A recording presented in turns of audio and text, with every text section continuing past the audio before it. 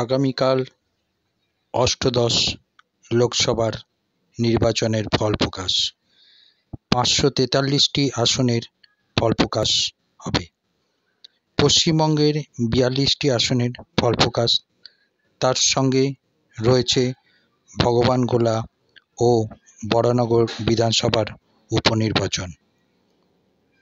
হাওড়ায় দেখা গেল মিষ্টিতে রাজনৈতিক ছোঁয়া। মিষ্টিতে ছোঁয়া হচ্ছে, তাই জন্যে আমি মিষ্টি তৈরি করেছি। তৃণমূল সিম্বল করেছি, বিজেপি সিম্বল করেছি, কংগ্রেস করেছি, সিপিএম করেছি।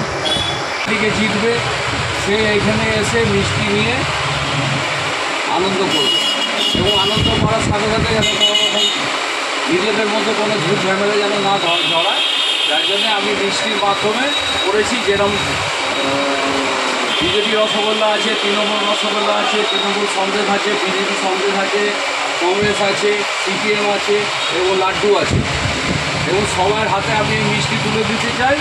আসুন, আপনারা যে পার্টি করেন সে পার্টি জিতুক, জিতলে এসে মিষ্টি নিয়ে মিষ্টিমুখ করুন, এটাই আমার বলার উদ্দেশ্য। এবং শান্তি বজায় রাখবেন, এবং যে খেলায় হার জিত আছে হবে, আগে কেউ চিন্তা করবেন না। আমার খেলা হবে, আবার জিতবো, আবার হারবো, এটাই হতে থাকবে। তা এই নিয়ে কোনো রকম আপনারা নিজের মধ্যে কোনো রকম খুব ঝামেলার মধ্যে থাকবেন না, খুব শান্তি বজায় করুন। আর মিষ্টি এমনই একটা জিনিস শুরু থেকে লাস্ট পর্যন্ত লাগে, যার জন্য আমি মিষ্টির মাধ্যম দিয়ে এই প্রচারটা করছি। আজকে যেহেতু রেজাল্ট আছে, রেজাল্ট আউট হবে, যেই জিতুক সে মিষ্টি মুখ করুক, মিষ্টি যার যার পছন্দ সিম্বল ভালোবাসে সে এসে দিয়ে যায়।